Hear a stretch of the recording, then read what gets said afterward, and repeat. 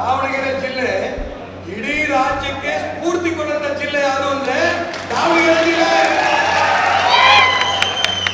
ಅನೇಕರು ಹೇಳ್ತಿದ್ರು, ಅಯ್ಯೋ ಸರ್ ಹಂಗಾಗ್ಬಿಟ್ಟಿದೆ ಹಿಂಗಾಗ್ಬಿಟ್ಟಿದೆ ಅಂತ.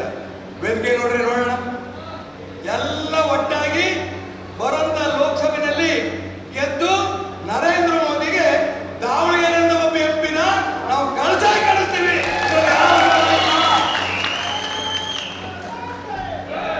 ಕಾರಣ ಏನು ಅಂದ್ರೆ, ನಾನು ಮಾನ್ಯ ಮಲ್ಲಿಕಾರ್ಜುನ್ ಖರ್ಗೆ ಅವರು ಕೇಳಕ್ಕೆ ಇಷ್ಟಪಡ್ತೇನೆ, ನೀವು ಯಾವ ದೇಶದ ಕಾಂಗ್ರೆಸ್ಸಿನ ಅಧ್ಯಕ್ಷರು? ಯಾಕಂದ್ರೆ ಈಗ ಆಲ್ ಇಂಡಿಯಾ ಕಾಂಗ್ರೆಸ್ ಕಮಿಟಿ ಅಧ್ಯಕ್ಷರು ಈಗ ಮಾನ್ಯ DK ಸುರೇಶ್ ಅವರು ಮತ್ತು ವಿನಯ್ ಕುಲಕರ್ಣಿ ಹೇಳ್ತಿದ್ದಾರೆ, ದಕ್ಷಿಣ ಭಾರತವನ್ನೇ ರಾಷ್ಟ್ರವಾಗಿ ನಾವು ಕೇಳ್ತೇವೆ.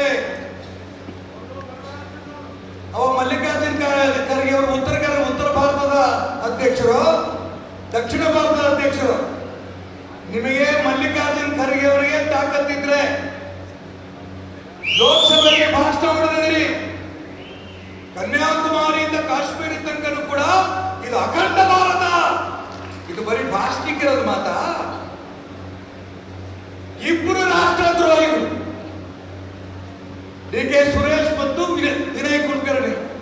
ನಾವು ದಕ್ಷಿಣ ಭಾರತವನ್ನ ಬೇರೆ ರಾಷ್ಟ್ರವಾಗಿ ಕೇಳ್ತೀರ ಅಂತ ಹೇಳಿರಲ್ಲ, ಆ ಎರಡು ರಾಷ್ಟ್ರದ್ರೋಹಿಗಳನ್ನ ನಿಮಗೆ ತಾಕತ್ತಿದ್ರೆ ಪಕ್ಷದಿಂದ ಕಿತ್ತು ಬಿಸಾಕಿ, ಅವಾಗ ನಿಮಗೆ ಗೊತ್ತಾಗತ್ತೆ ನಿಮ್ಮ ಅಧ್ಯಕ್ಷ ಹೋದವರು ಅಂತ. ನಿಮಗೆ ತಾಕತ್ತಿಲ್ಲ, ಹೆಂಗಾರು ಮಾಡಿ ಎಲ್ಲಾರನ್ನು ಒಟ್ಟಾಗಿ ಇಟ್ಕೋಬೇಕು.